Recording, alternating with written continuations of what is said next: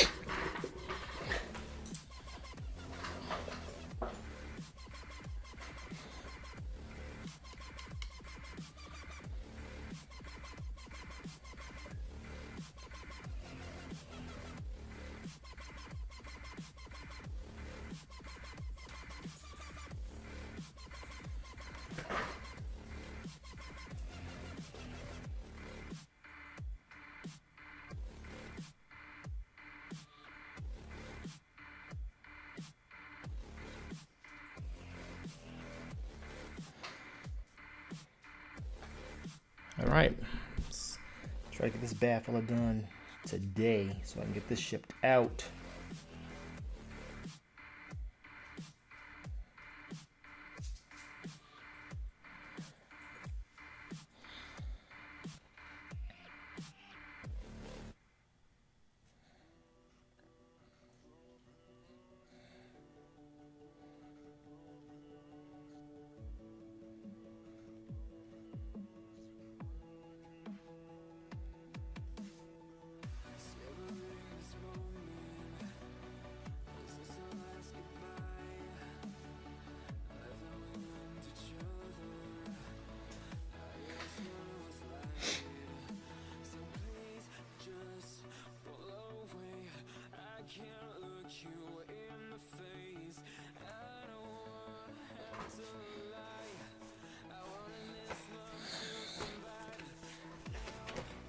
Hello, hello, welcome. If you're out there, let me know who you are, let me know where you're from. I'm Solo, I am the director of Kapow the Comic Art Academy. And we just drawn some cool stuff. Sitting here working on a commission that is long overdue. An homage to Spider-Man 129.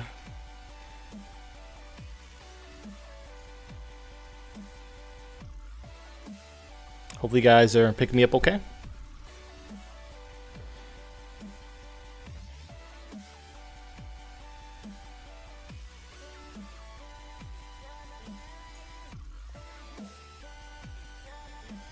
What's up? What's up, Will? What's happening? What's happening, dude? That's my dude. He's on the mend. That's my guy. How you feeling today, Will?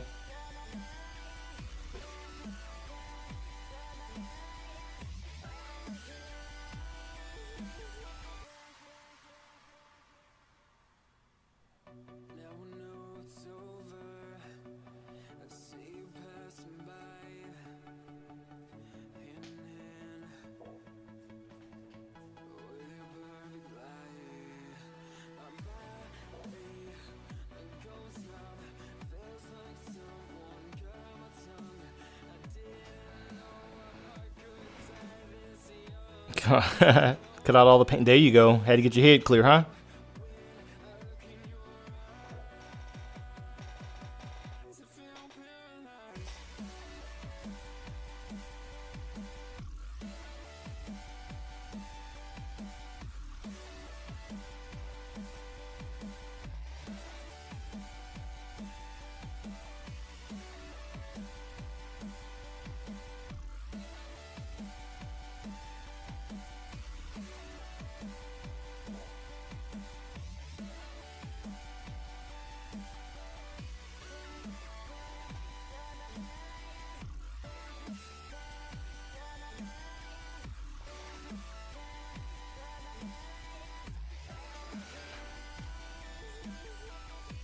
Oh, that's good, man. That's a good thing. Since you've been it's a good way to spend your time.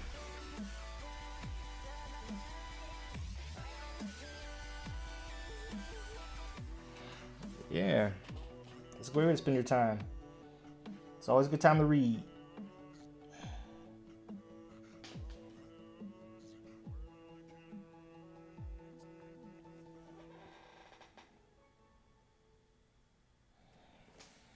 Trying to knock out this here commission. I got this here commission. I know you guys aren't, well, you follow me on Honor Studios, so I'm gonna start doing more stuff on Honor Studios traditional. But gotta show Kapow some love today. Some TLC.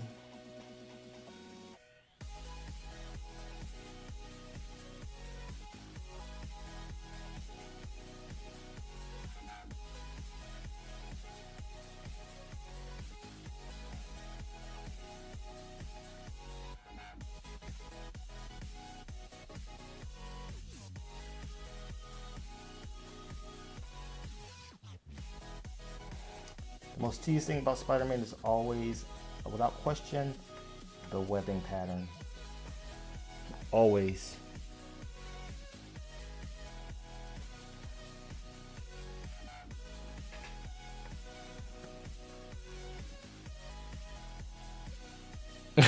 He said, I wasn't kidding, this is intense.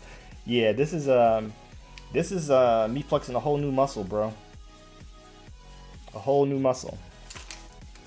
And so I'm enjoying the process. It's a lot of planning and a lot of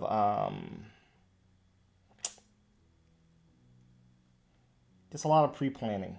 You know, I'm not used to, like I said, this is totally new territory for your boy.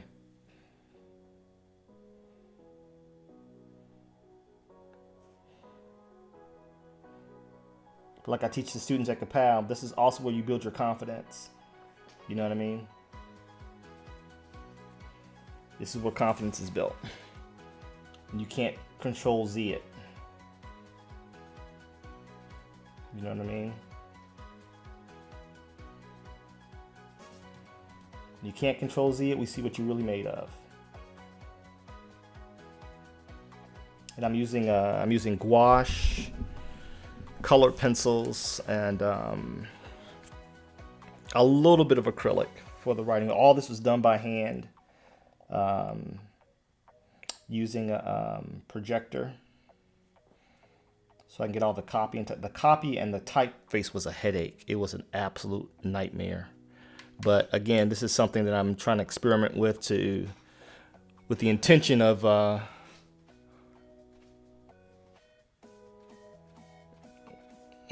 but you had to realize the depth of it. So I'm going digital coloring. Yeah, digital coloring is a whole different thing, man.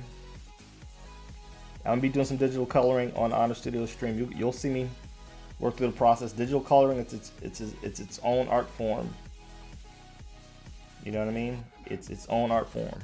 Every stage of the process is meant to be respected, if not revered. Now, granted, a lot of inkers are having a hard time of it as of late with the advent of digital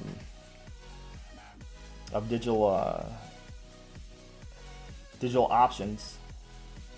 You know, that's a stage of the process that's imperiled to the non-enthusiast. But I'm an enthusiast. I like the entire process. So though I can take a piece from start to finish digitally, I still want to have an inker for Honor Studio stuff.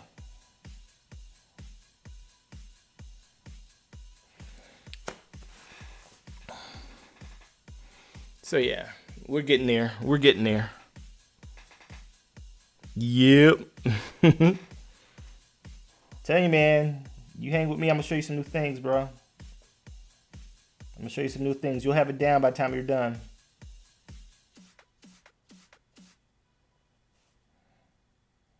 I'm so excited at Kapow. We actually have a very famous and experienced inker teaching our year one students. And mind you, our summer classes are only available for people that have done the first year of the school, that are coming back for the second year. But we have a professional inker friend of mine that has the rumor is anywhere between 800 to 1,000 mainstream comic credits to his name. And he's going to be teaching the summer traditional inking course.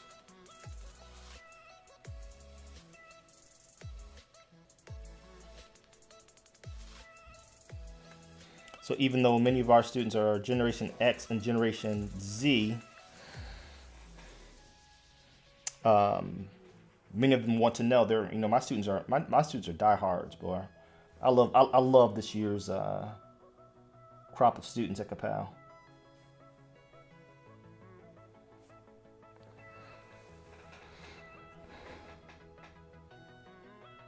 You're at the texture detail process after I finished shaping his eyes. Oh, you still working on the character reference? For the clay. I love it. I love it. That's what's up.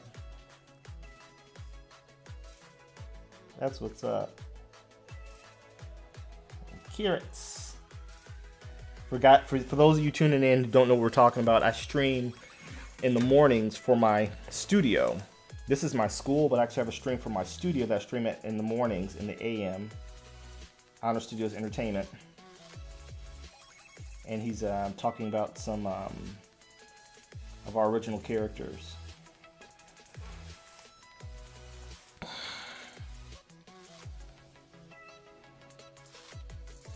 That's all right, man. No, it's really just about learning the process. Like this is me. I'm being kind to myself. This is not where I want to end up.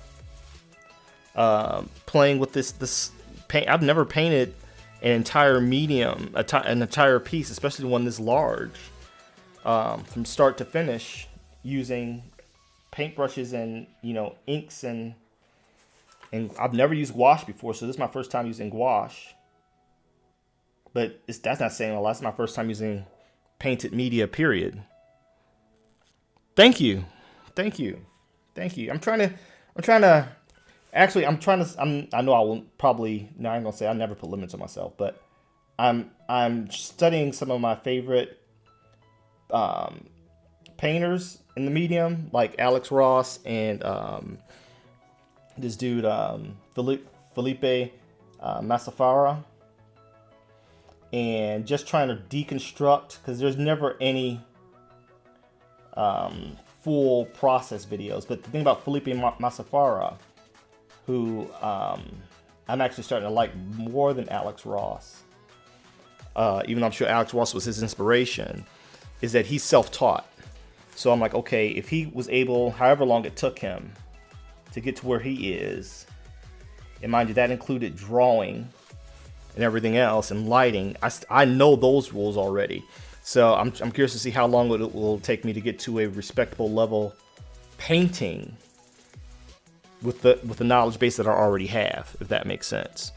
You know, since I already know how to draw and I know color theory and I know light and anatomy, since I don't have to learn that, which he had to do, obviously, through his journey of teaching himself to paint at the level he does.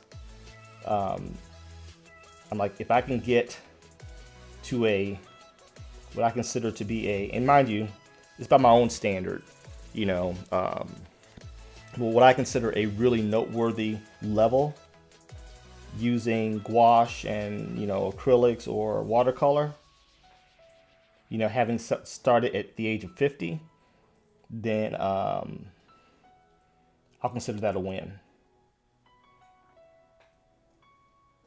And I'm really just exploring. Like I said, this is a commission I took, and he's paying me to basically learn.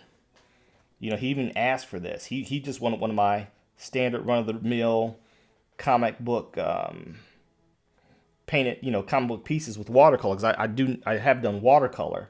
I'm less new to that, but it was just using a typical comic book process. You know, pencils, inks, the whole 9 yards. I'm like, well, I really want to learn how to broaden myself, and I would like to learn how to paint. You know, I'm like, I'll give you a piece of higher dollar value, because once I get this process down, I told the dude, you know, this is my first piece, and already what you're getting for it is not what I'm charging you. You know, I charged him a lot less than what this, even, except me being an infant at this, than what it's worth. And I know I'm going to hate it when I'm done, but that's part of the process. I know I'm going to hate it. I'm going to see all the errors, so that's how you learn, right? I'm going to see all the things I should have done. Some things I'm doing booty butt backwards. You know, I'm doing some things really backwards. And I know that, but I'm like, okay, let me just get through it. And then on the next piece, I'll see if I can get a little bit more, you know, formulaic and develop a system.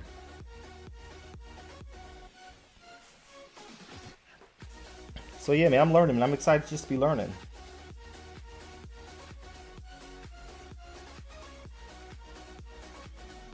And even though I run the school, I teach my students, you got to be forever a student. If you're going to be any artist worth any merit, you got to be a forever student, man. That is not an option. You got to commit yourself to just your lot in life as a creative is that you're always learning. We should be doing that anyway, but especially as a creative person, school is never out. School is never out. The only thing that changes is who we learn from and at what level. That's it.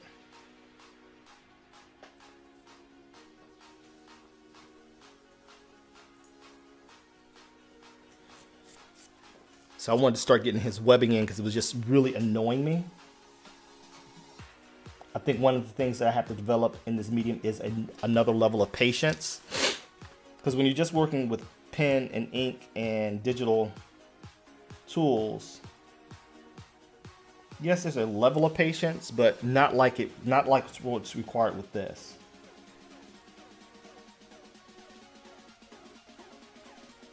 Not by a long shot.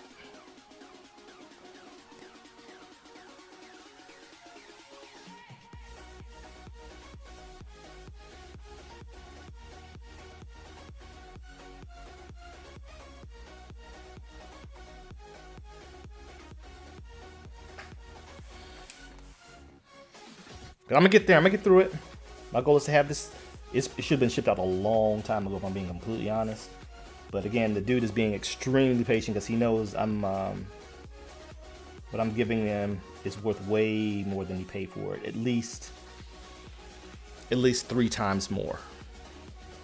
And he also knew that this was an experimental piece for me. That I was learning a new type of a new approach, so I could have a new offering in my commissions menu.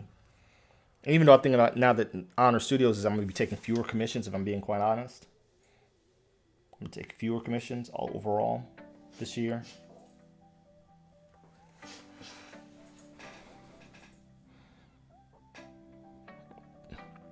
Absolutely. Absolutely. Yep. The goal is to make sure, yep. Absolutely. You said when you were blacksmithing, you said your first 20 knives.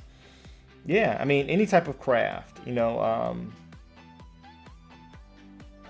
and that is the plight of craftsmanship, right? You know, I have a video that I'm shooting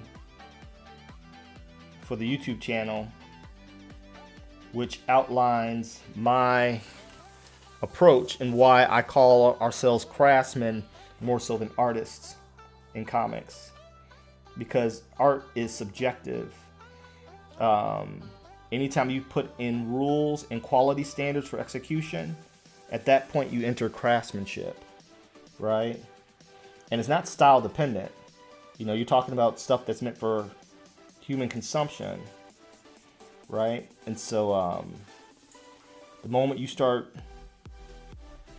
adding, you know, again, rules like anatomy, perspective, color theory, values, light, dark, you know, storytelling. Now you've exited more so the realm of art, even though art is part of the process, it's not the lion's share of it. And now it becomes about craftsmanship. You know, the analogy I use is, you know, a chair, right? Or a piece of furniture. You know, you can tell a well-made piece of furniture from a crappy piece of furniture by the detail of the craftsmanship. And a chair is not a good chair if it doesn't hold body weight, right? You know,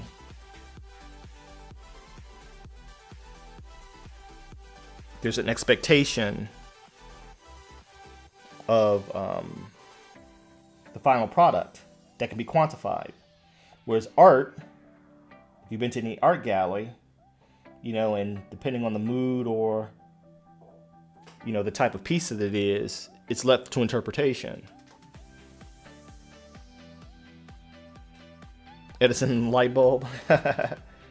Yeah, you know, it becomes, you know, when you go to an art gallery, now it's about interpretation. Oftentimes, you know, cubism, you know, abstract art, what have you. It's subjective. It's the eye of the beholder. Not so much. It's not so much with craftsmanship. There's a level of subjectivity, but to a much lesser degree.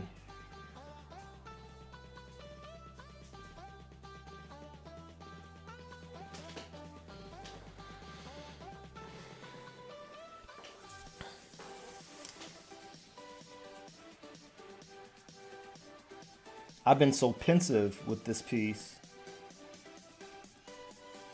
I'm just literally at the point where I'm ready to get it off my table. I've been so intimidated by this entire process. I guess mainly because it wasn't something that was done purely for my enjoyment.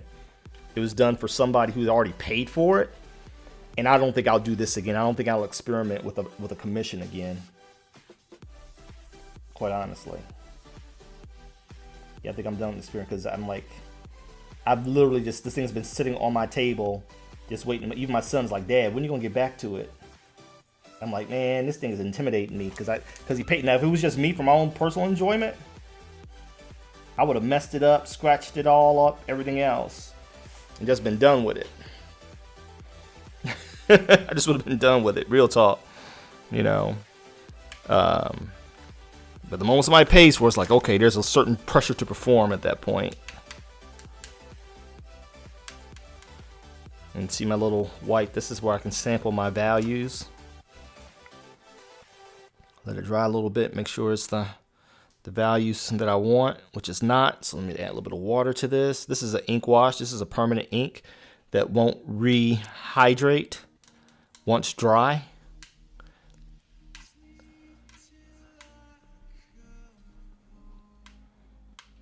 I see Alex Ross uses this technique a lot, and so does Felipe Masafara. They'll do an underbase of value, a value underbase, and then they'll use the gouaches as a wash, and you have those nice little cast shadows and things underneath. But I'm gonna take it a step further. When I'm done, I'm gonna go back and I'm gonna soften some of those and add some more gradation with a colored pencil. I did some of it over there. It's reading okay, but I'm gonna go ahead and bump it up a little bit with a little bit of colored pencil, black colored pencil. And I'm trying not to use too harsh of a black.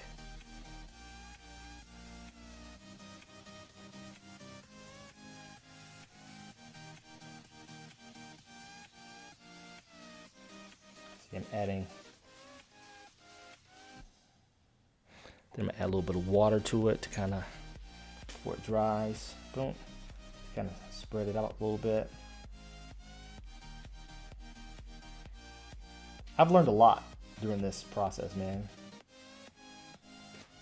Like, I've problem solved a lot. I'm kind of proud of myself. It's not how I want it to be, but I'm like, okay, if this is my first effort, I can live with this.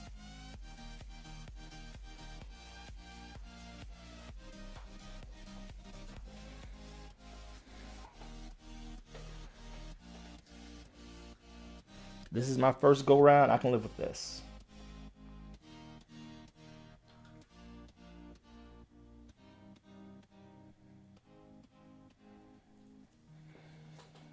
Lift some of that up.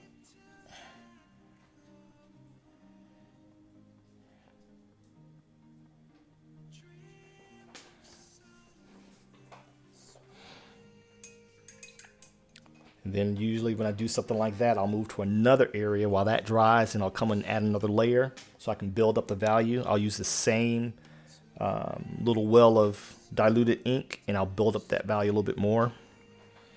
After it dries, I could use a blow dryer, but I don't want to bother you with the noise.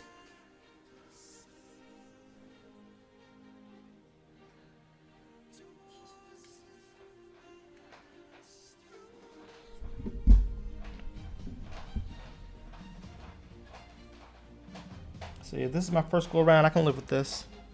I'm okay with this. I'm not willing to die on this hill, but it's a good hill to strategize from.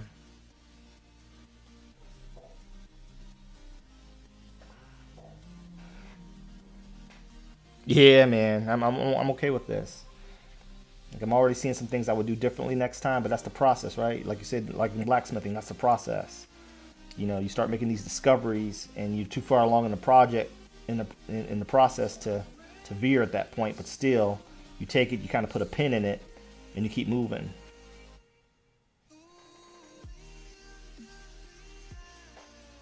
Like, I'm trying to fight my comic book nature by going with deep solid black.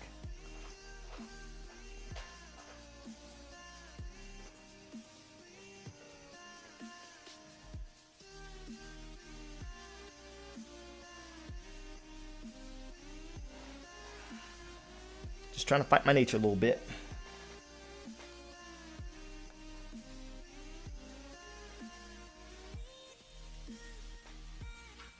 Then I gotta really highlight these crosshairs. I'm gonna go ahead and do a halo effect around them so that they read better.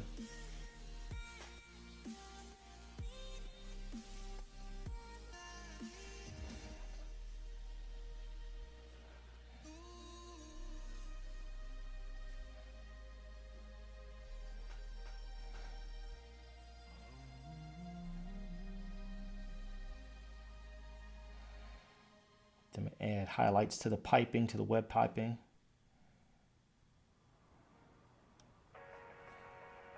We'll get there. I'm just happy I got to this stage today. Hey, who's that? Oh, hey, Steph. Way to lurk. Oh, you guys got this. You guys got hit by the storm. We got hit today. We got hit this morning. It's still over there where you guys are.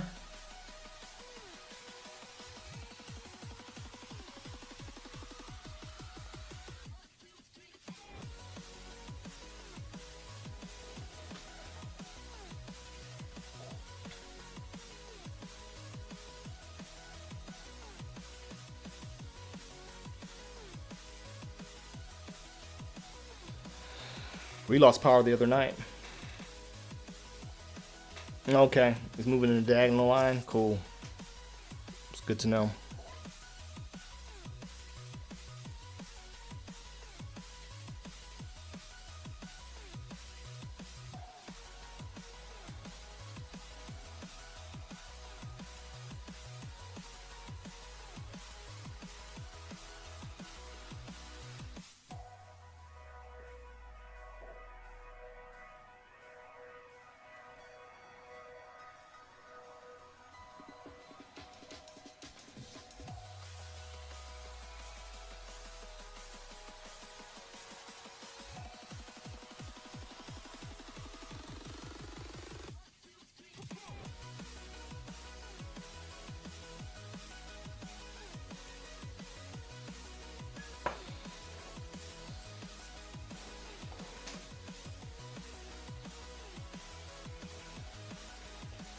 Yeah, that's what we always hope with any storm, isn't it? That it hurries and passes us by.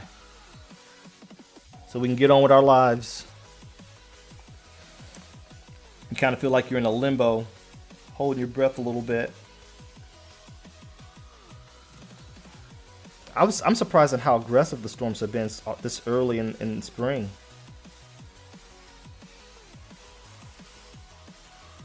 They've been really aggressive.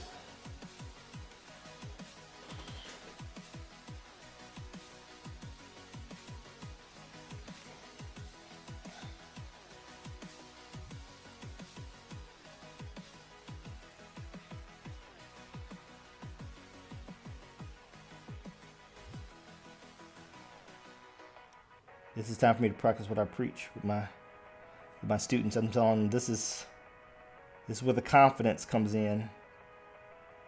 Because not a whole lot of redoing. This is where you hope you planned well enough. And that your hand is steady enough. You believe in me. Your faith in me is so greatly appreciated.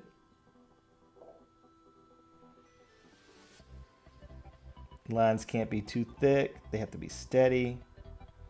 And this is actually the first year I've ever used a paintbrush. And I'm kind of digging it. You know, I always use markers and pens, things that afford you a lot more control. I rarely have used a paintbrush in my entire career. I've never had to, especially in animation and in comics, being a penciler. And then also, you know, with comics, you don't have to use a paintbrush to ink. It's not mandatory.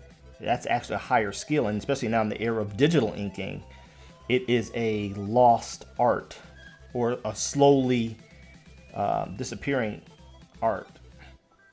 You know, doing this stuff by hand with a paintbrush. So I'm okay. I'm okay so far.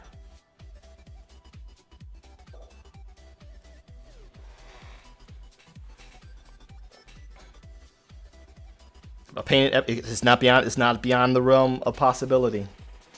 A painted Ebon X is not beyond the realm of possibility. That could happen. I'm just that stupid.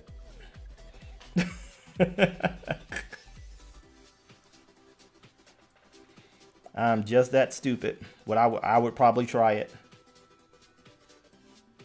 And you gotta make sure that these are kind of in contour.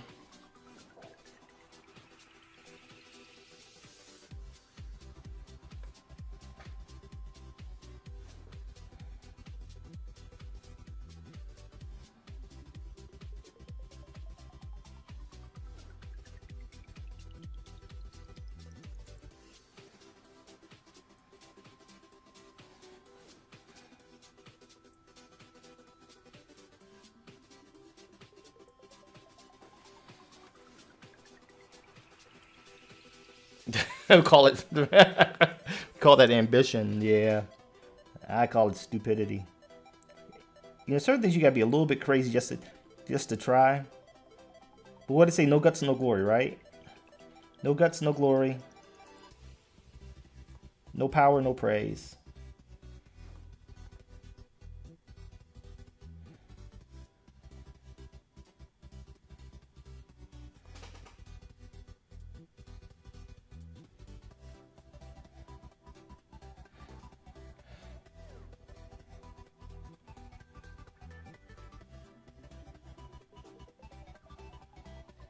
And it's funny, Spider-Man is probably my most requested commission.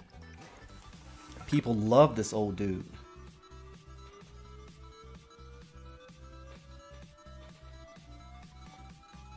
And the funny thing is, I've never really been a Spider-Man fan. And I know that'll probably get me cussed out.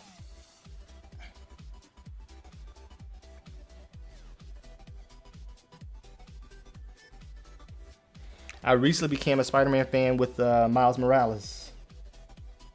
And that wasn't recent. That was actually when he first appeared in Ultimates.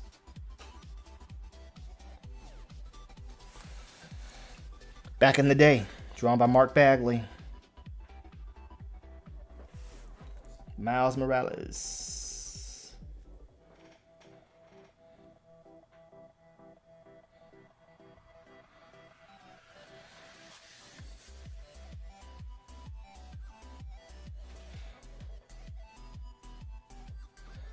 I'm sure I'm gonna have to beef up some of these lines.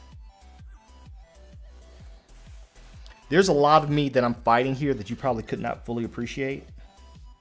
Like, I'm a clean freak. I love clean. I like lines that are so clean you can cut your finger on them. And just not being able to do that with a brush, I'm still trying to do it. So hopefully I land at a pretty clean place as far as execution.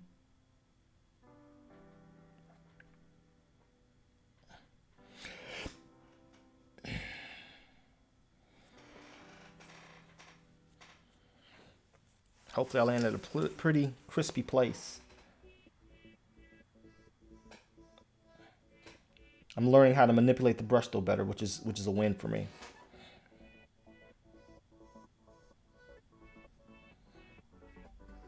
Because part of me wants to grab a Micron pen so bad, and I'm fighting it because it's waterproof.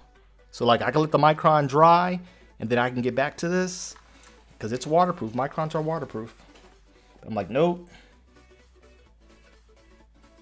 don't cop out.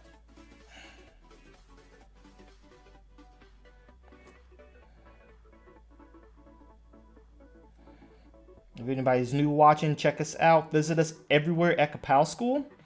We are now enrolling for 23-24 term that starts next September.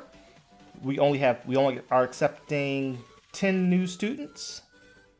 It's all live virtual instruction taught by industry pros such as myself. And just hired a brand new instructor who's another phenomenal artist and instructor. All of our instructors are professional artists that are also professional teachers. Okay, we're all professional artists and teachers. And so if you're interested, click one of the links, schedule your interview. You do have to be accepted. There is a risk of being rejected. Absolutely. Oh, you at work? Wow, that's what's up. That's what's up. You back in the saddle.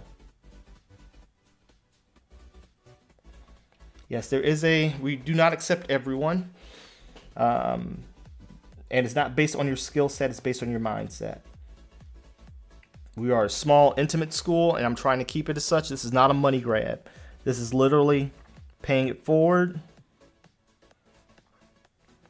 and creating a culture and putting really good visual storytellers out in the marketplace. That's my goal, because there's so many bad ones out there. So if you need accountability, along with informed, intentional instruction, check us out at Kapow School at kapowschool.com and schedule your free pre-admission interview.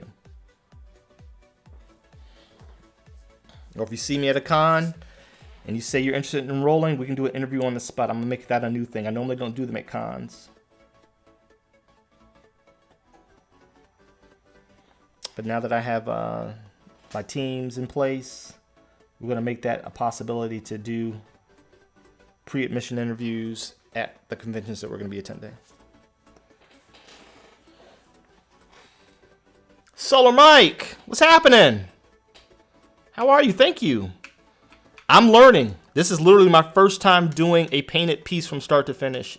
In 30 years in the comic and animation industry, I've never done a completely rendered piece and using a paintbrush and associated media. This is a first for me. So welcome to the revolution.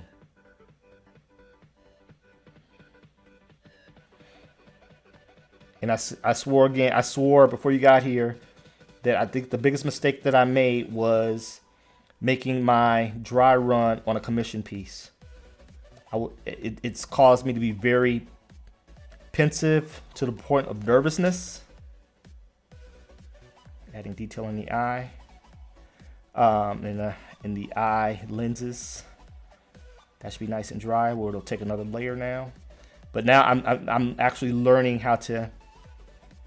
You know, I'm a pencil ink guy with microns and the like. So this is new territory for me, Solar Mike.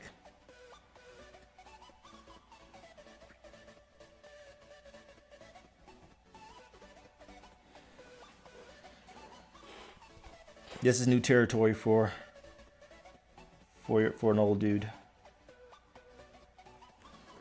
But the fact that you came in and saying dope, that's enough for me. that means I'm hitting notes. Go ahead and add this value here to delineate the.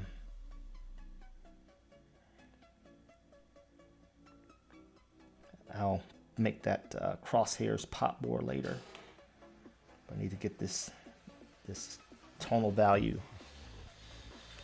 for his pecs in place with another layer of ink wash. I start off very light because I am nervous, but I always know that I can build it up. It's easier to build it up than it is to take it away. So I start with a very light ink wash and I build it up to is the value that I need it to be until I get more confident in this medium.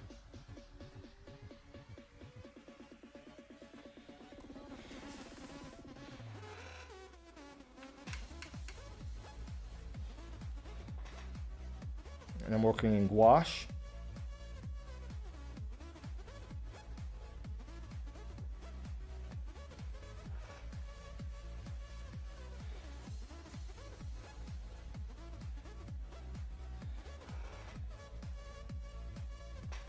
Make sure the musculature reads well. And again, once this ink dries, though, it is permanent. There's no rehydrating it.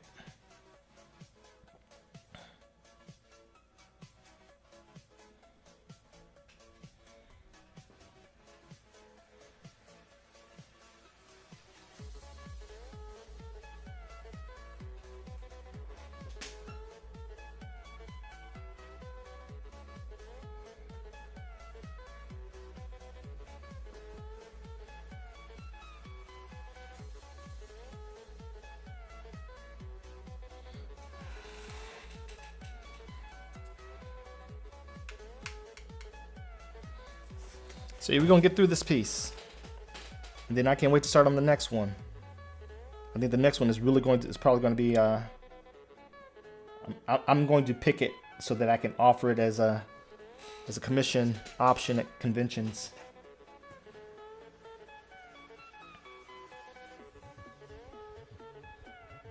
Hopefully, this puts your boy in a different class. I'm trying to get my Alex Ross on. I want to sit at their table. So if I can become half as proficient as he or Philip Masafara in the next 5 years, I'll consider that a win. Like I said, what's got me encouraged is the fact that I'm not starting from zero. Like I said, Philip Masafara, he's a huge inspiration because he's He's self-taught.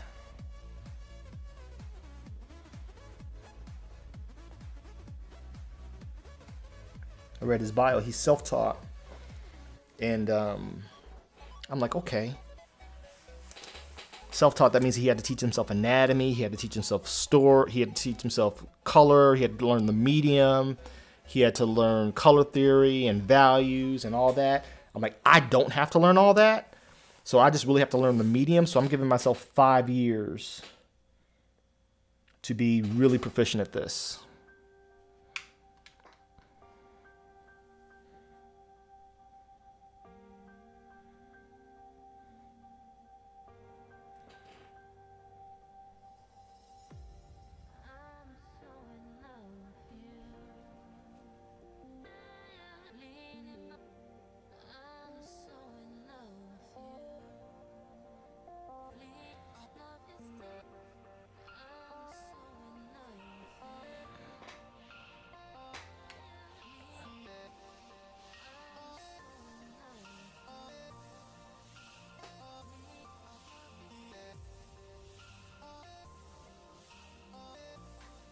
Five years is my goal for myself. 5 years, I'm going to be cranking out pieces that are on par with some of the best in the industry.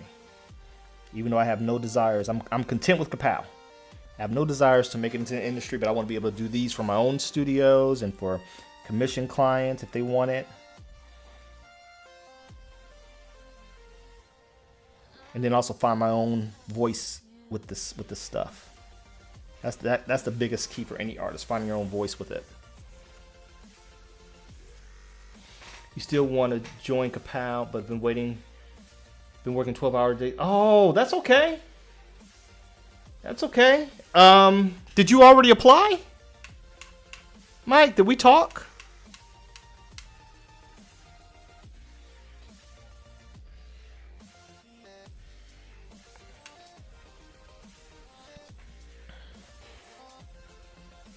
I mean, gotta work, man. Gotta make the donuts. There's no shame there. You know, I understand that. That's how Kapow was conceived. It was conceived with the burden, with the passion of really wanting to learn how to draw at a professional level, but having, you know, a wife, 4 kids, a mortgage, working 6 nights a week on CPD.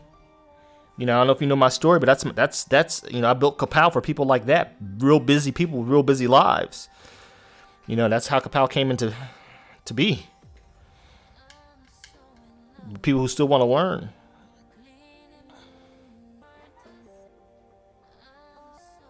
Oh, is this mic? Is this my mic? Oh no, okay, no, you haven't applied. Okay, I thought you were. Okay, about to say that because we just had a mic that.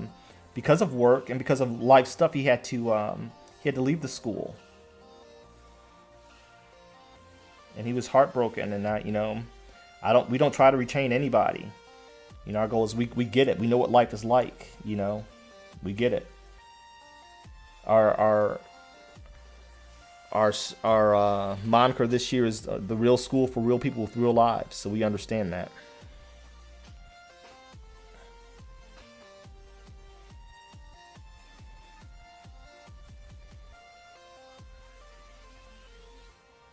So we try to work with you.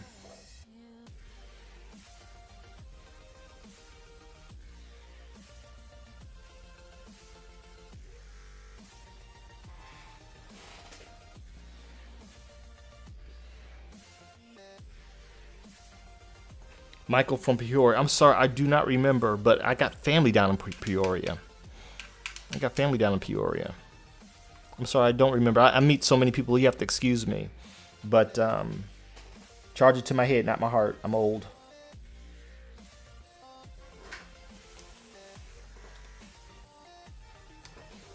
I'm not getting that realistic effect. I see it some places. It's still very comic bookish to me, but I'll get there one day. Of that I'm certain. It's looking very comic bookish to me, but that's all right. I'm sure he'll love it. Again, this is not a personal piece. This is a commission piece. Dilute that before it dries. There we go. like when I first started this piece, I was panicking when things would be like too dark or weren't quite how I wanted. Now it's kind of I'm excited because I'm learning this medium, and maybe one day I'll be able to offer it as a master class with Kapow. We used to have a resident painter, but he could no longer. He had to go on to other things.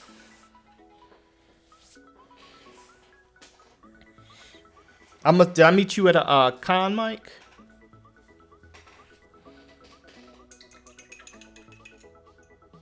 I start my con circuit next month for the summer.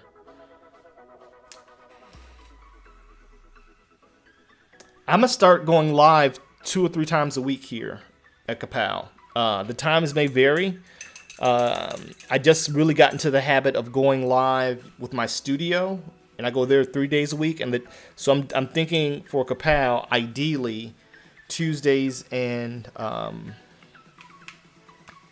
Thursdays, but leaving it open for for pivot. I'm a big pivot guy. Basketball. I'll be able to pivot.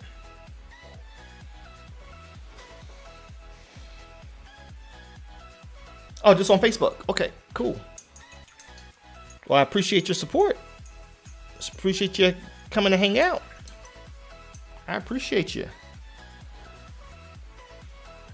I appreciate it. Anytime people take time out of their day to acknowledge whatever it is you're doing. My thing is, I have a problem with a lot of social media people that, again, we know social media is like the new entertainment. Broadcast TV is pretty much dead. So I get it, but it's the new celebrity. So I understand it. I don't hate it. I don't disparage it. I just think that, I've never done fandom like most people anyway. To me, it's more about character, who you are as a person. I really don't care. It doesn't matter what you've done if you haven't done right by people.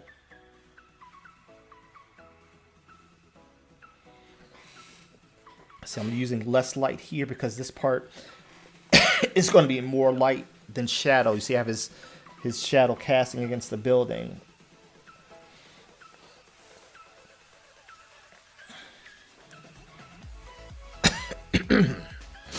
Yeah, to me, it's always like, what kind of person are you? I could care less what how popular you are.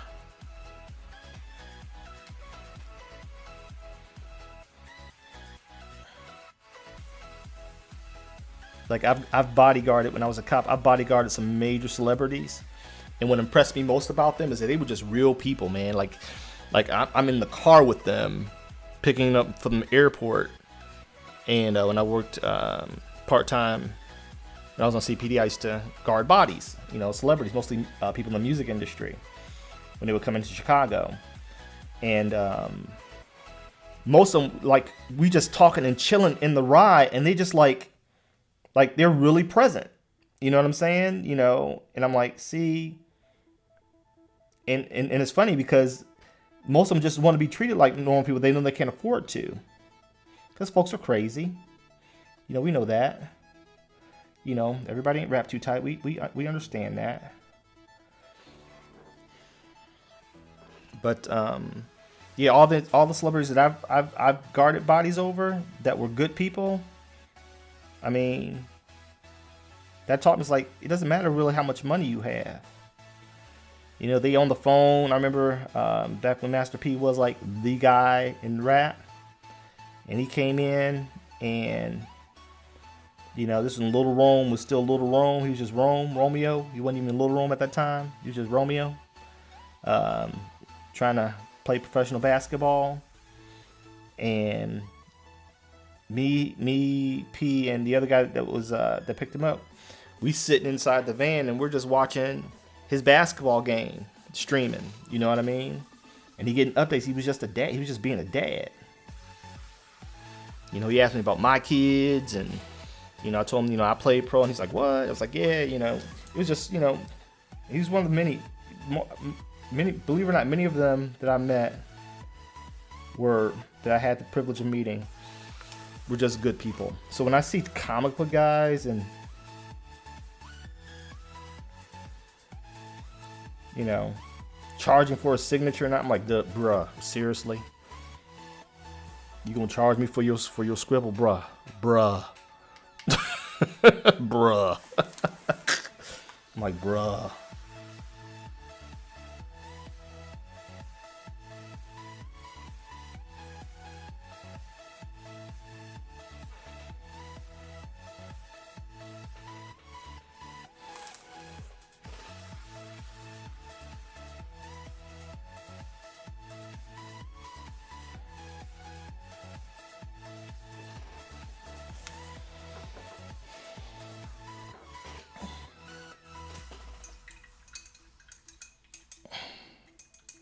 Yeah, I'm gonna get this down. I'm gonna get this down, and I'm gonna get the effect that I really want. This is not the effect that I really want, but I'm okay with this.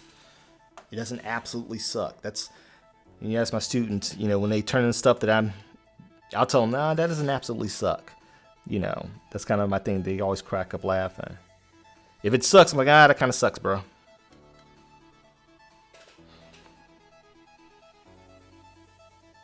If any of my students pop in, they'll tell you I keep it a buck.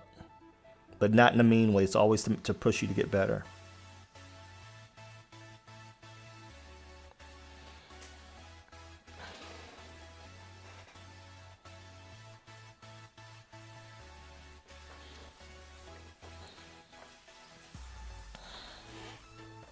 All right, let me turn this right side up so I can see it how it's supposed to look.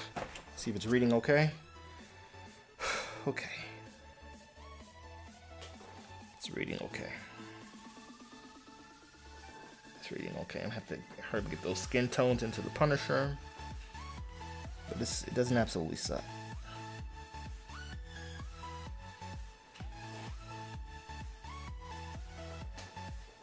It doesn't absolutely suck. Of course, I'm gonna have to add the webs up here. I'm gonna do some spaghetti webs. So, you know, I can't have the old, you know, this is an homage, you know, based on the Spider-Man 129 cover. But, you know, I gotta add my own funk to it. Add a little bit of funk to it. Make it funky.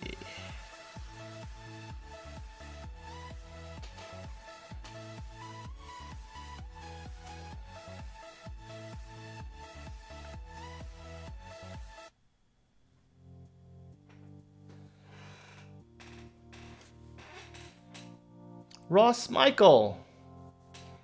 Thank you. Yes. Thank you so much. Thank you. Ross Michelle. Yeah, Gil Kane. How dare I redesign? So, like, I'm making this an offering. Ideally, this is my first time doing this type of painting, so I'm really like uber nervous as I'm navigating this, because I've never done a piece from start to finish with brush and paints. You know, I'm a traditional, you know, from animation, from when I was working on Batman animated series and Animaniacs and all that stuff. Of course, I just use pencil, which is a lot of control, right? And then you had people that went on to paint, now, you know, went on the paint department and all the other stuff. And then when I got into comics, it was a penciler, and then I learned how to ink. Still a lot of control, but never with a brush. I didn't need a brush. I used microns, and then, of course, digital. But now, man, I was like, I really want to learn how to navigate a brush and the medium that's paint. And so when a dude asked me to do a commission, even though he didn't ask for anything this extensive, as soon as I proposed it to him, and you know, I said, look, I'll give you something worth 3 times what you're paying for it, if you just allow me the luxury to learn, which may take a little time because I'm new to it, you know. And he said yes without hesitation. So, you know, I'm getting paid to learn, but he also knows that he's getting a great deal as a result. So yeah, and I saw the opportunity to do this. It's one of my favorite covers, but also not, because I understood what they were doing. And so, like, for me, it's all about the story. Okay. So if you remember the obviously you do with the Gil Kane and John Romita cover. The Punisher is actually shooting, and you see the impact, you know, from the rounds he's shooting at Spider-Man, and Spider-Man's dodging like he's falling. And that's a classic cover. It's a great cover. I got nothing to say about the greatness of that piece. But as with all things, like, all right, well, what, you know, if I'm going to do this, what would I do different?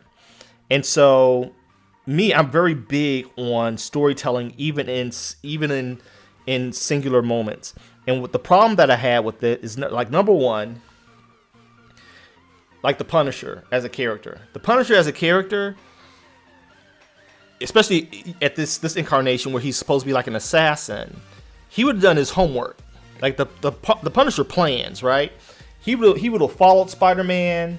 He would have noticed something weird about how come whenever something happens, this dude is always dodging. You know what I mean? You know, because no one really knows about Spider-Man's spider sense. There's a very select few that know about it.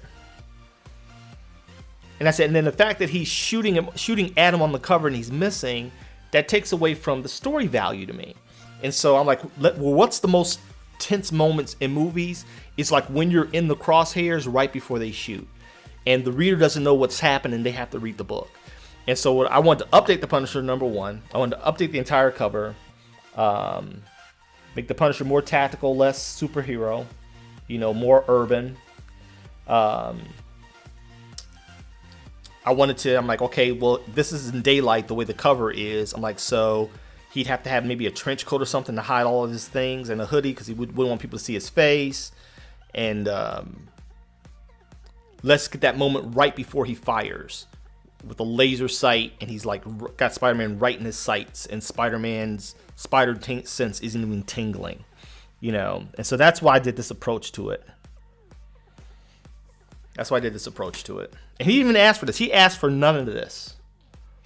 And so what I'm thinking about doing, if this resonates with people, because I'm not going to do a lot of commissions now that my studio's back up and running. But if this resonates with people and I do commissions, I want to start doing a higher end commission that is painted like this, and I'll obviously ask for more time to complete it. You know, so this is my attempt to kind of learn gouache and, you know, the art of mastering a brush, and if there is such a thing, you know, textures and values and washes and, you know, all that stuff.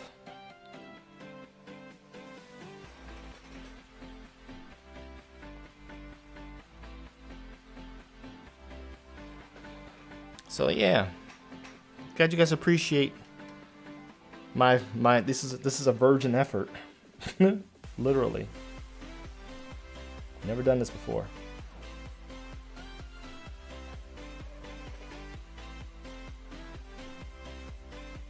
But hopefully it'll be the first of many. And even if people don't, I'm gonna get, my goal is to, like I said, get to a respectable level, you know, at least in execution of some of the better painters in the industry in 5 years. 5 years is my goal. Mouse ears on the skull. I know, right? That's a missed opportunity. That is a missed opportunity.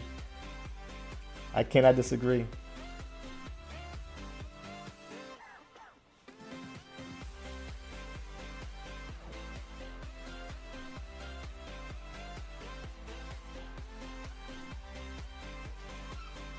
I do not disagree, my friend.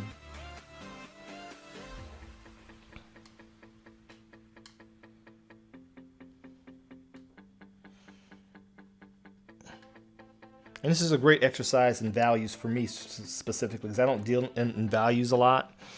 I don't really have a native style, but in my typical comic book style, it's usually black, white, and then color. And so just learning how to, you know, get effective ink wash values. I'm learning so much through this piece. I'm learning so much.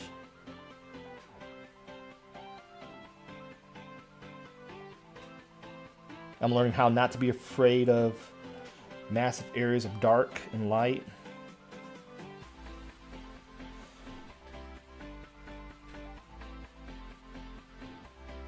Again, if you guys are just joining us or watching the replay, I'm Solo. I'm the director and founder of Kapow the Comic Art Academy, the real art school for real people with real lives. If you would like to learn how to draw like the pros, or have a story you want to tell, or just want to get better at drawing overall, we are a live online art school. We're not like some of these other entities where it's a bunch of videos and no human interaction.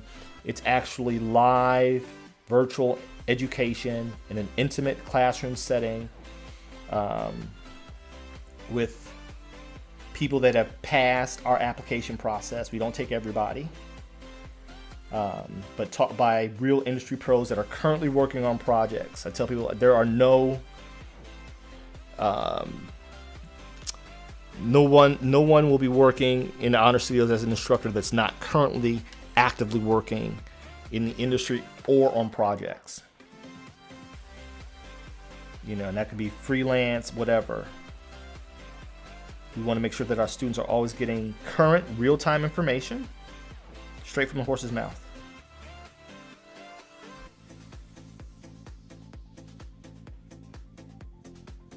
Make sure these cracks read. What up, Kev?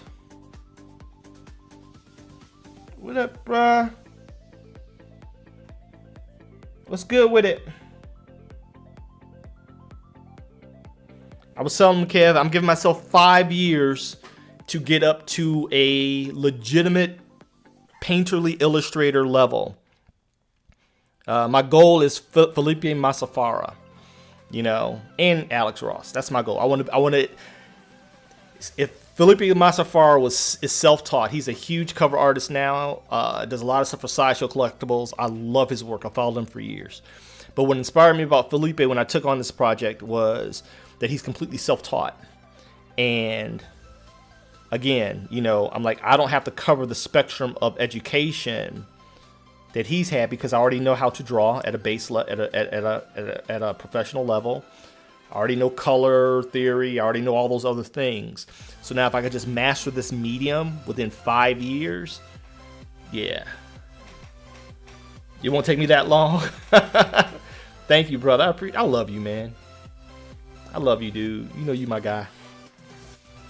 I'm giving myself 5 years where I want to be like on that level with the Rosses and the Felipe Massafaras, you know, on learning how this stuff works. And I don't hate it though. I don't hate it. I'm sure I'm gonna hate it when I'm done.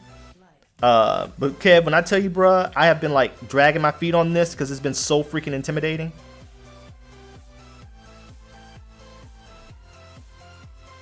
But the guy who commissioned it, like I said, he didn't even ask for all this. I'm essentially giving him about almost $1,000, right, worth of work that he didn't even pay that much for, because he didn't ask for this. But I saw the opportunity, and I'm like, man, I really want to learn how to paint. You know, I really want to learn, you know, the medium, and you know, just up my skill level for Honor Studios, and you know. Personal projects as well as commissions. I'm like, dude, and when I talked to him, I said it's gonna take a little bit longer.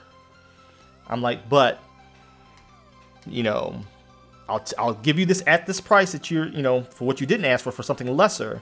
You just have to wait longer. And so the brother was like, okay. He's a really good guy, and I think I've got a patron for life.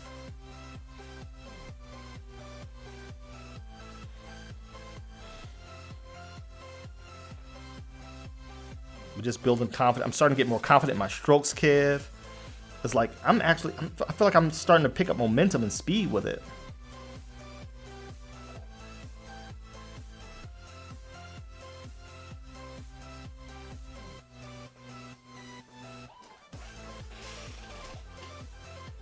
Building those relationships, man. Yeah, building those relationships.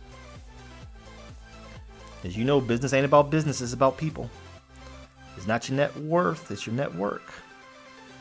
You know that better than anybody. Preaching to the choir. What's been happening in y'all's neck of the woods, man? How's the project and stuff coming? Everything's coming along well?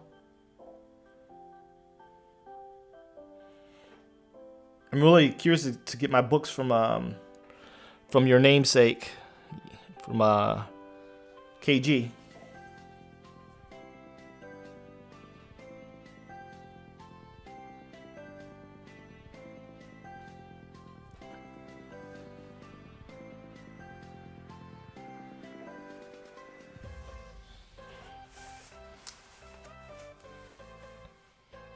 Oh, really? Just finished up a huge presentation? That's good. That's good. I'm sure you knocked it out the park. You usually do.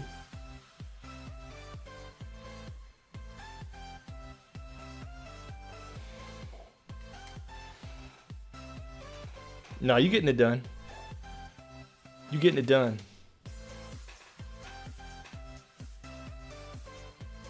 You getting it done. Yeah, he's doing his thing. But he's expected to do his thing, you know?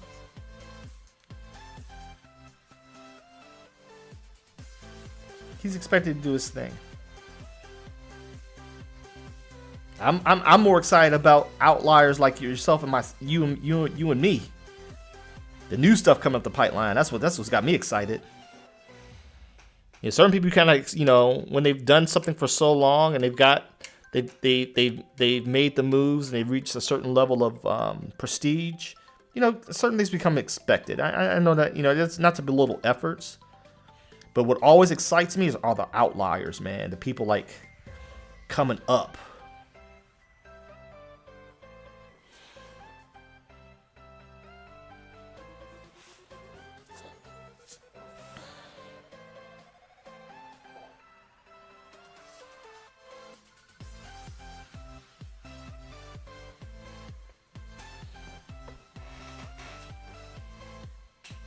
Oh, are you? Yeah, he's an OG. He's an OG. You know, he's got his name. He's long in the tooth. You know, he got phone calls. You know, he got phone calls. He got, you know, he can drop names and credits and resumes. I mean, he's got all that, and that's great. You know, but like I said, I'm always excited about the dude that's, you know, who's next, and that's you, bro. That's hopefully me. It's like, who's next? You kind of, you know, expect it from them. Who's the next one's gonna make noise and inspire people? You know, what they look like.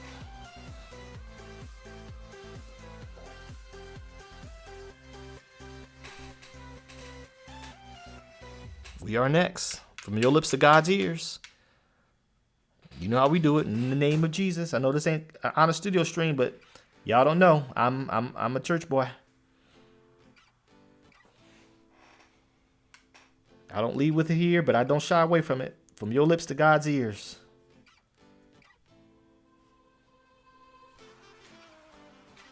Pulling back some of these seams a little bit so they'll be a little bit darker. There we go. I think I'm done with the bricks.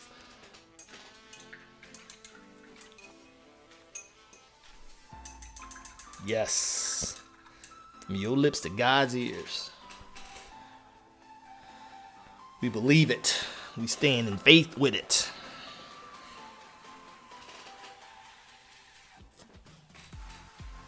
School is going well, man. You see from the little announcement, we have 9 seats available. I start my con circuit next month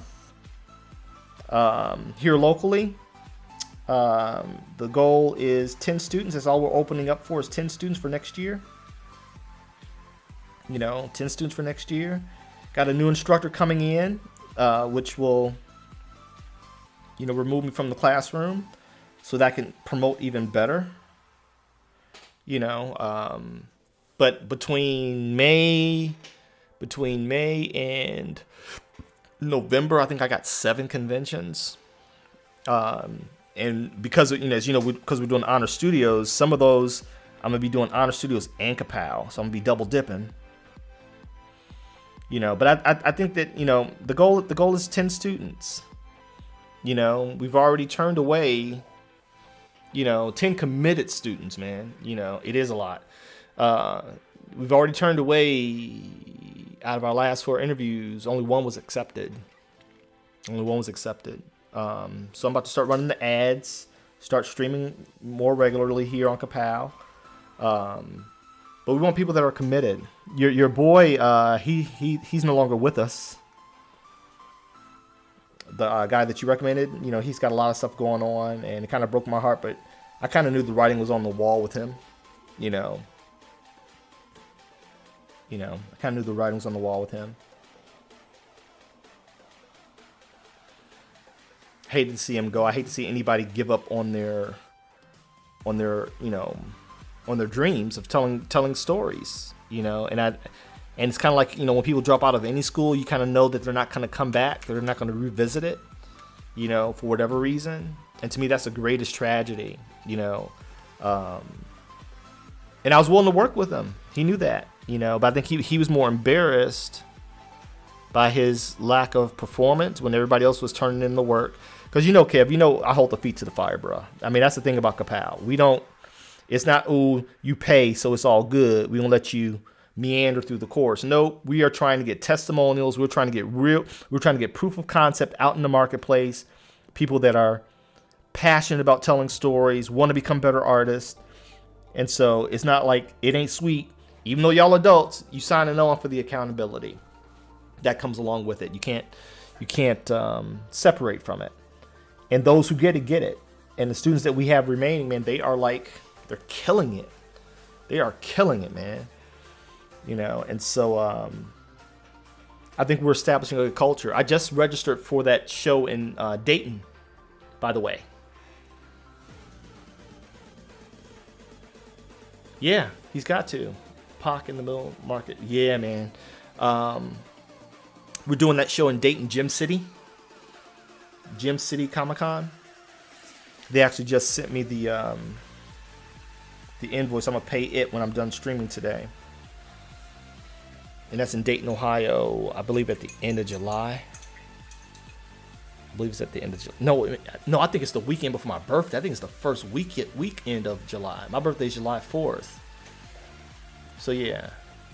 Yeah. Hopefully we'll see. We'll be there. Honor Studios and Kapow will both be there.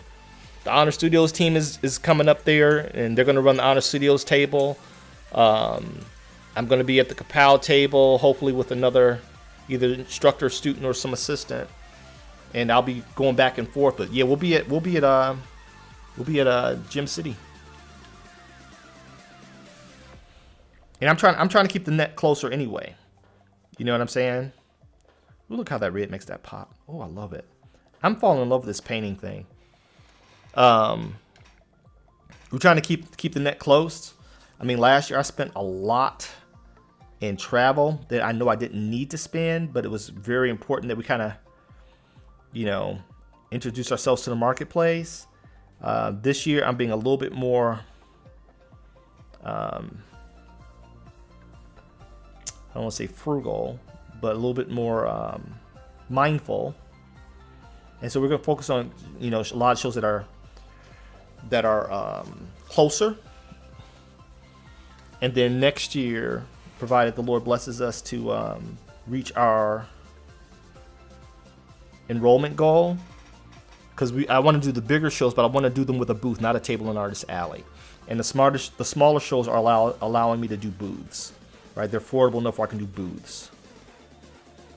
You know what I'm saying? And so that matters. The type of presence we have as a school.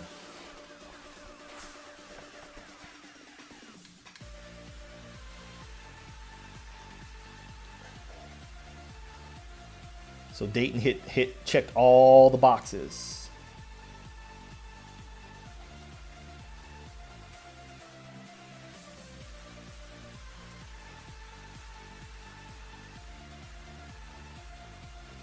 And that's the plight of the entrepreneur. You have to count your pennies until they start flowing in.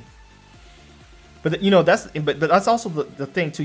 Better than anybody. My goal with Kapow is not, is not to make a killing.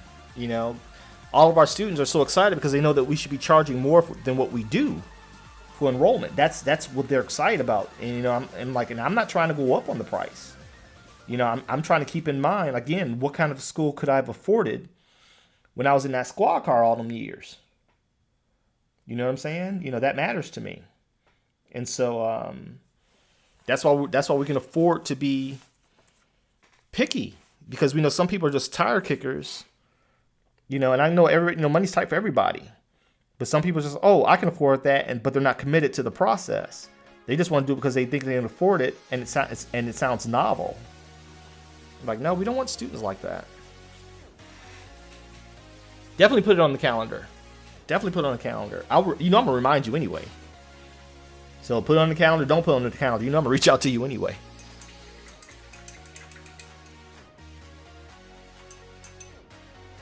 I ain't gonna let that pass.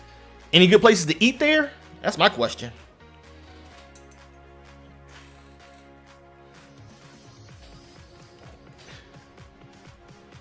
Yeah. Any good places to eat there? I got you, bro.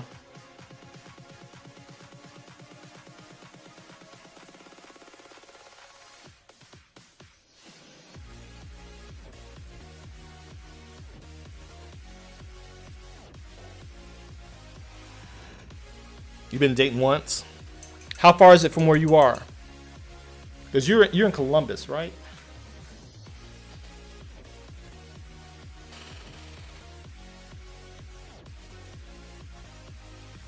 I've never been to Dayton, so it's all new to me. All a bunch of firsts for your boy.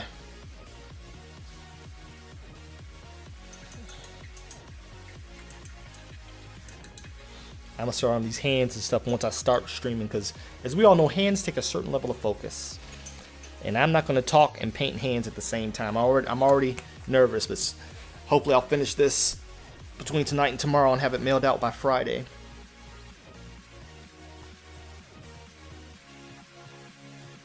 Kev, I hand painted all of this, including the maze, all the letters.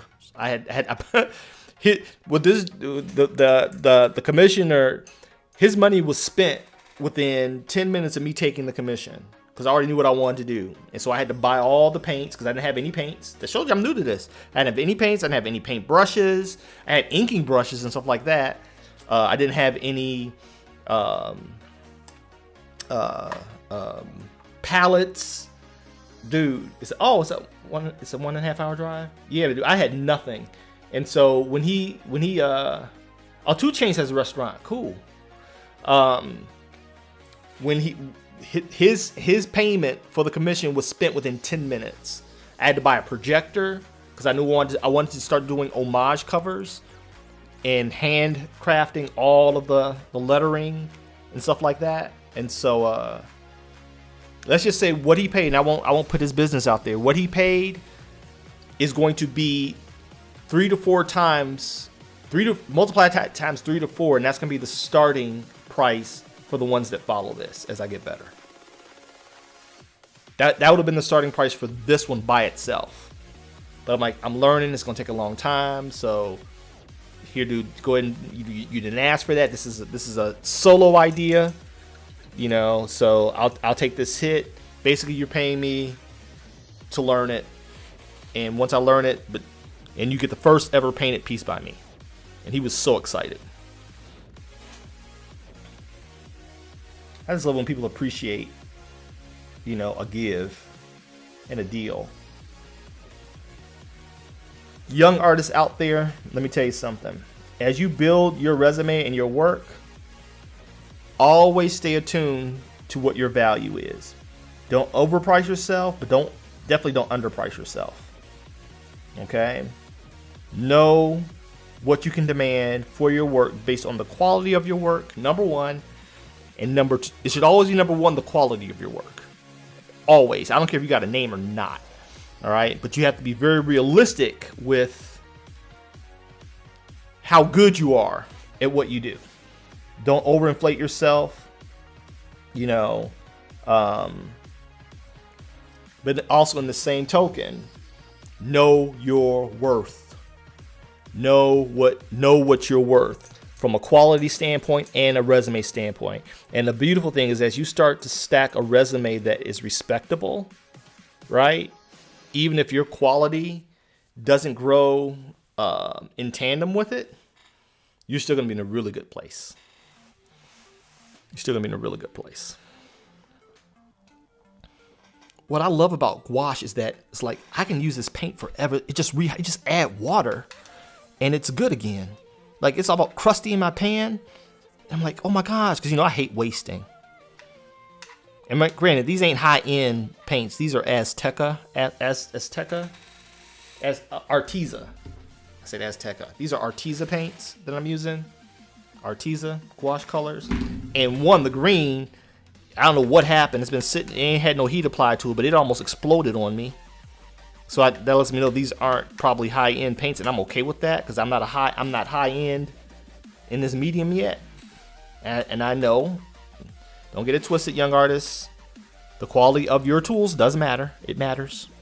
That's a thing. But again, I'm getting my feet wet with this, so I'm like, I'm not gonna break the bank on high-end brushes and paints as I'm learning.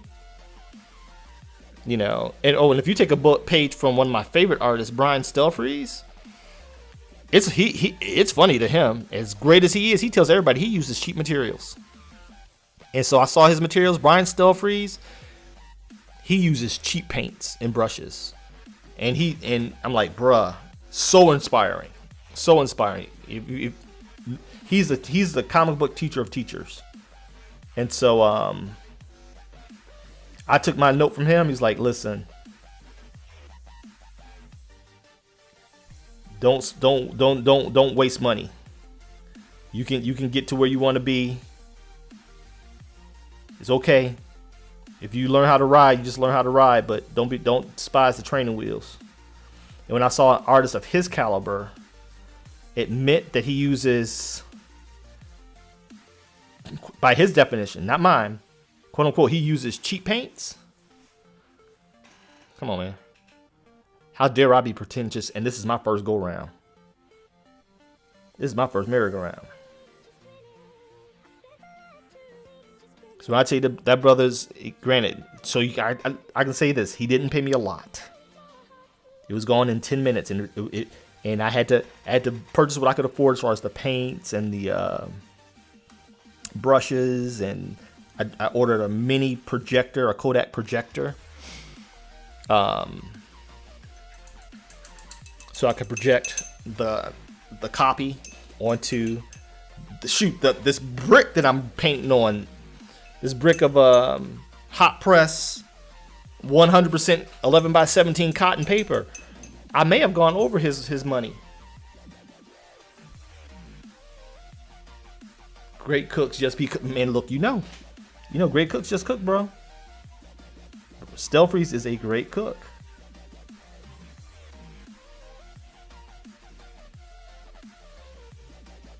I even studied his process before I started this.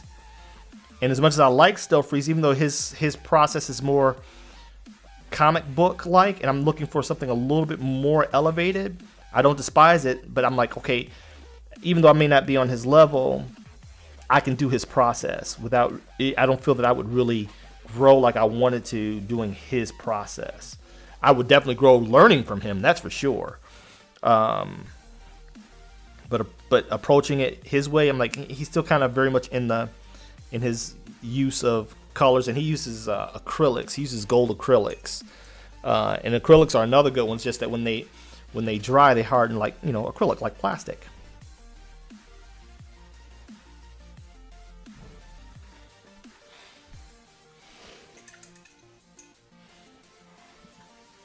And I'm still landing at that comic book range anyway. It's just that that's not my goal. I'm gonna try to elevate myself past that eventually,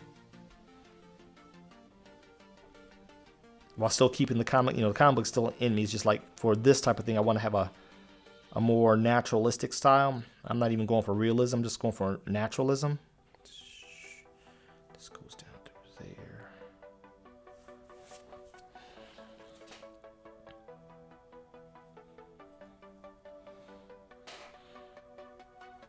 And these are the bricks.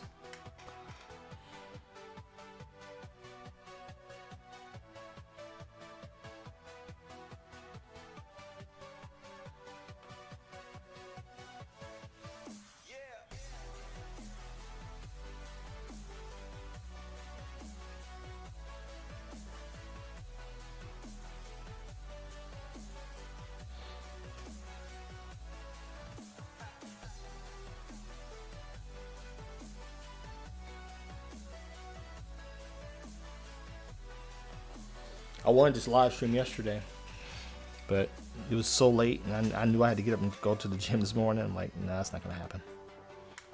Not gonna happen this morning. Not last night. And it was like 8 or 9 o'clock. Y'all who don't know me, brother is, I'm a granddad, and I'm in the bed. I don't do the late night artist thing.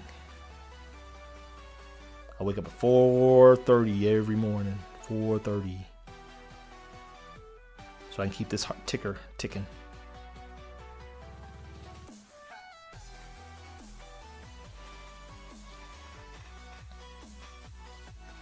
So even though I wanted to stream last night, it was not happening. I'm like, I don't even know why I lied to myself. I lied all to myself.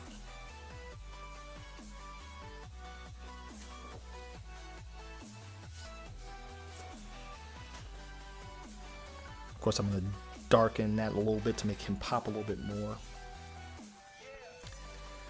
I'll know that I've arrived when I no longer need an outline.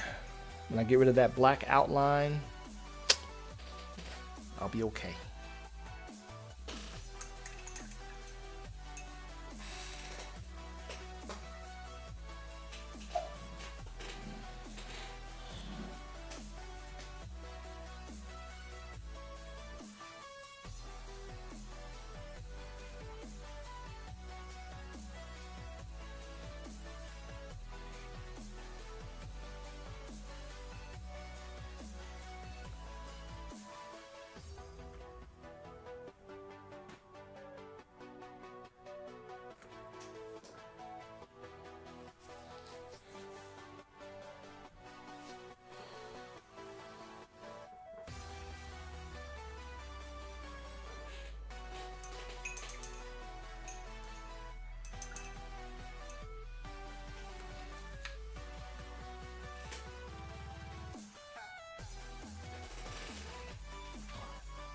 It's coming. It's coming. I don't hate it. It doesn't absolutely suck. I'm sure I'll hate it tomorrow.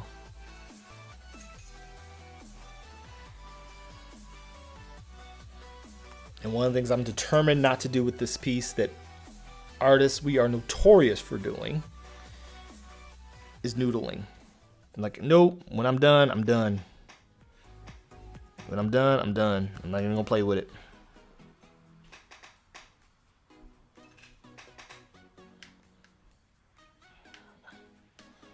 I'm gonna finish it. I gotta knock out a bunch of prints before these cons. I gotta knock out a display wall for Honor Studios. I want to get back to my sketch covers because I really enjoy doing sketch covers. They're just, but I got pages to do. I got so much stuff to do. I'm like, when I'm done with this, brother's done. Won't be a lot of noodling here.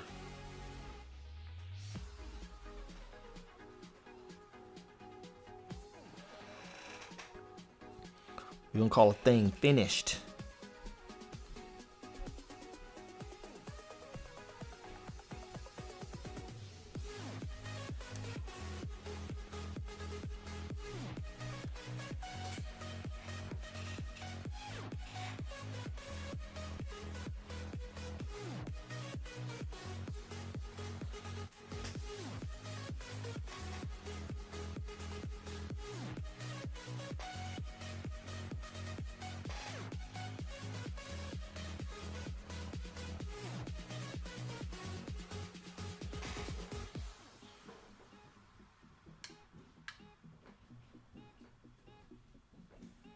Yes, sir. Yes, sir.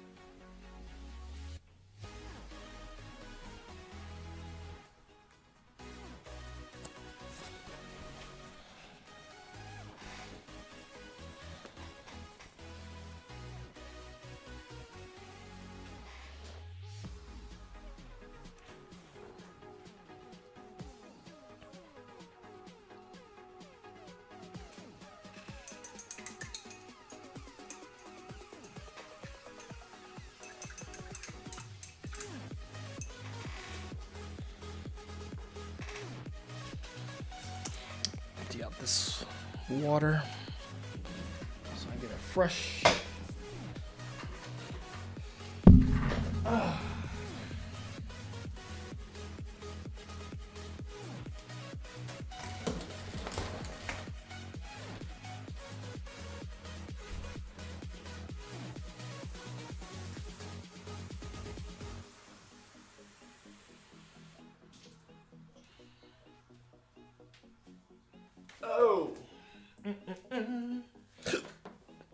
What's love got to do? Got to do with it. Last week, me and my wife went out to see the stage play Tina Turner.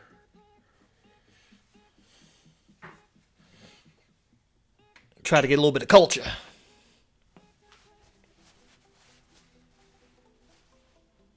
What's one of your guilty pleasures? You only gonna share one?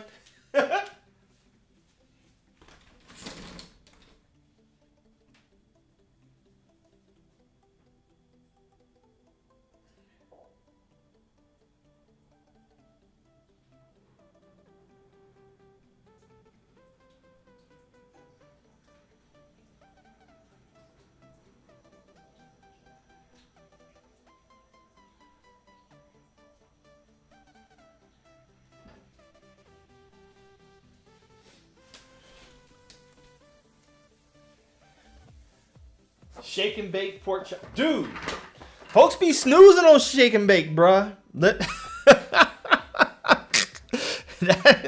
ain't nothing to feel guilty about. I used to love shake and bake. I haven't had it since I was a kid, though, man. I had no shake and bake nothing since I was a youngin'. Does it still taste the same? Does it still taste the same, bruh?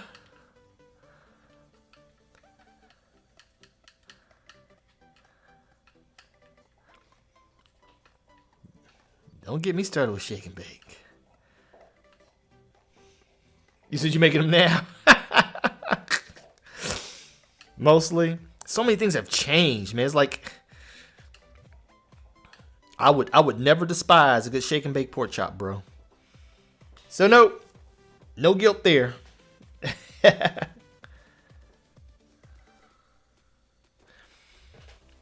Shake and bake pork chops. My man.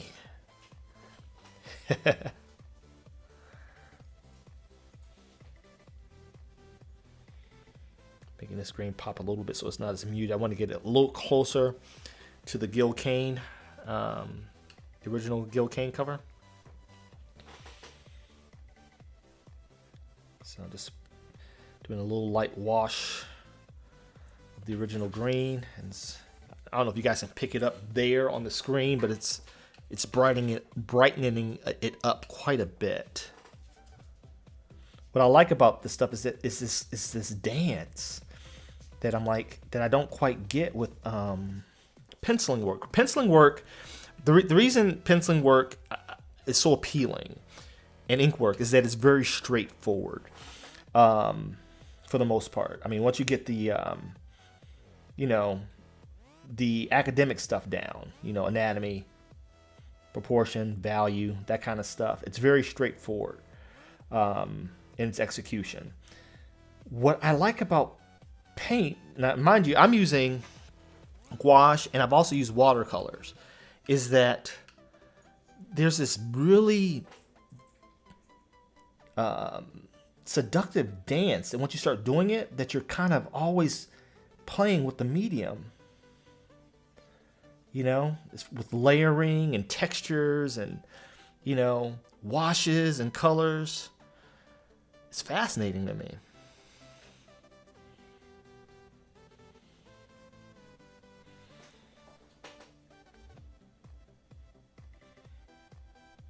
And therein also probably lies a little bit of danger, the danger of noodling, of overworking a piece, which is what I'm determined not to do in this case. Even though it's my first one, as soon as I get these colors down in this background, I'm like, it's done.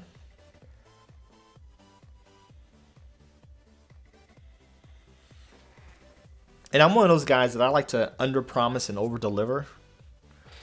We do that even at Kapow. Like when people, the reviews that our students are leaving are amazing. Check them out on Google Reviews. Don't believe me? Check it out on Google Reviews. I'm actually going to be putting some of them in our upcoming ads.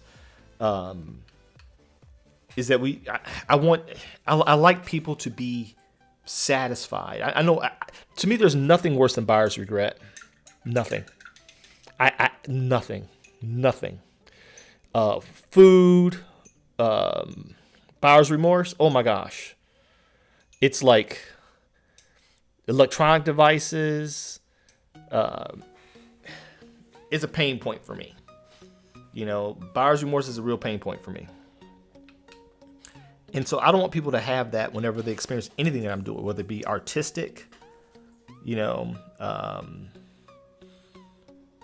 whether I'm training athletes. I don't want anybody to ever feel as if they didn't get more than what they were promised. I tell my students, even in the art world, you don't want customers, you want clients. You want patrons. You want people that are going to come to you not only because they like your work, but because they trust you to deliver a certain level.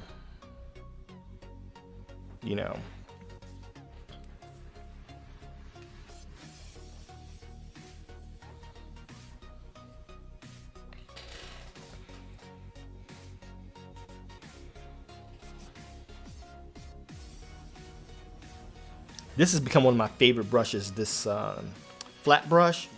You turn on this edge and you have a needle tip that you can do so much with. Just by turning it on the side, and you can do this beveling thing that is so cool. That is so cool. I know I'm geeking out, y'all. I'm sorry. But this process, I was terrified. Like I said, I've been meandering over this piece for several months. Like it's been sitting on my table, and I haven't done anything else aside from what I do digitally. I haven't done any other traditional work outside of doodling because of this piece. And I just stare at it, just afraid I'm going to mess it up. And so now you guys are witnessing me just getting tired of looking at it and ready to get on to the next one. But because, integrity prevents me from just moving on without finishing it. I can move it on, do something else, and come back when I feel better about it. I'm like, no, man, just go ahead and finish this dude's stuff, man.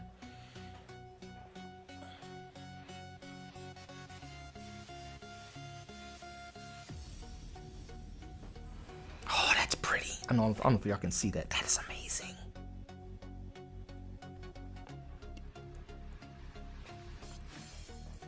And I didn't get this brush from those guys. I got this brush idea from a guy that I follow on Instagram who does watercolors. He's an Asian artist. And when I saw him using the brush so skillfully, just one brush, but he's getting a fine line as well as broad strokes, I'm like, all right, got to play with that. And so I bought a set of flat brushes.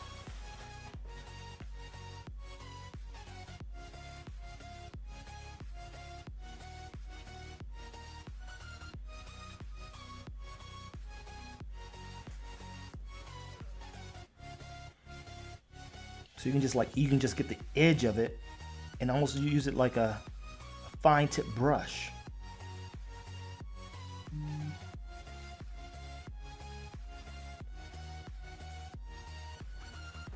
And now, do you have to use this? No, I have a finer tip brush here, but this is literally about the ego at this point. This is about being able to say you can do that, right? It's about and there's a certain level of that as artists we always have to take into consideration. That we have an ego, and I'm one of those guys. I'm so competitive. If I see somebody else do it, I can't sell myself short. I gotta try it.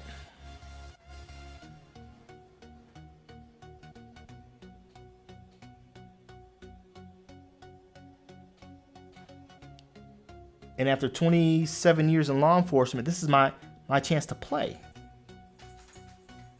This is my chance to play as an artist. Now, I know I'm probably going in with a level of detail here that is premature at this point, And I don't know if it brings a lot of value to the finished piece. But hey, why not, right? Why not? You don't know until you know.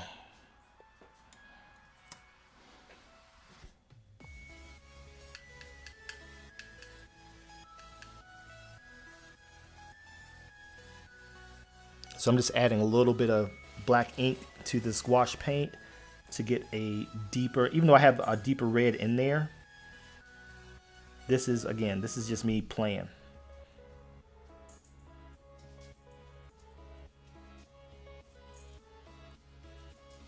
I'm adding a little weight to the web piping, and I'm gonna go back in and darken these webs up a little bit because you're getting lost underneath these layers of gouache. And then I'm gonna highlight them. The finished touches, I'm gonna start adding little white beveling highlights to them to really make them pop.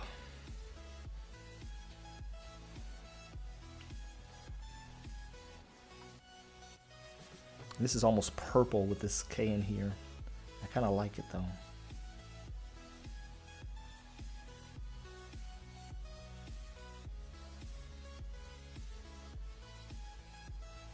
Yeah, I kind of like that.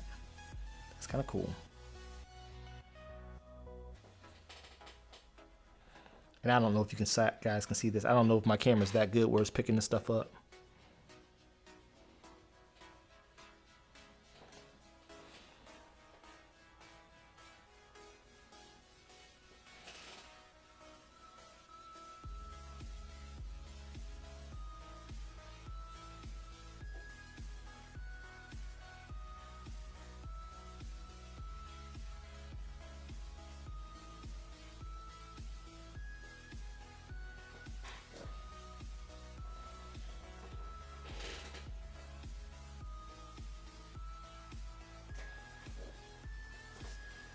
Okay.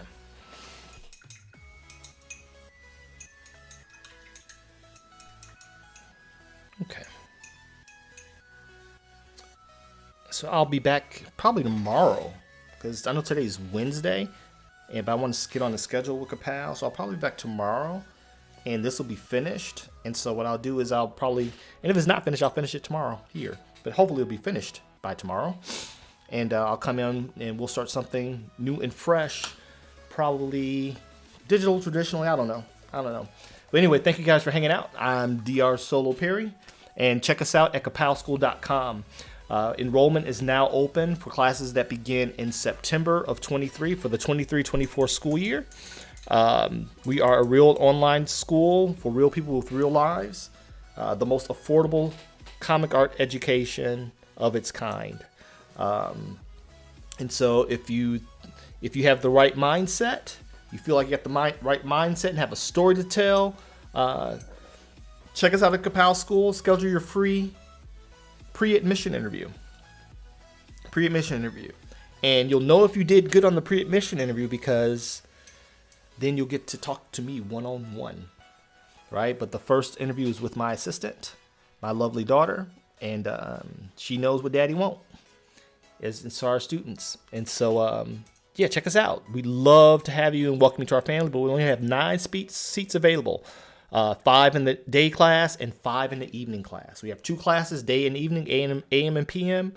There's only 4 spots available in the PM class and 5 spots available in the day class. And so thank you guys so much. I will see you guys tomorrow, and thanks for hanging out with me. I hope you guys like what you see. I don't hate it. I ain't gonna say I love it, but I don't hate it. So that's a win. Talk to y'all later. God bless. Love you guys. Peace. Solo out.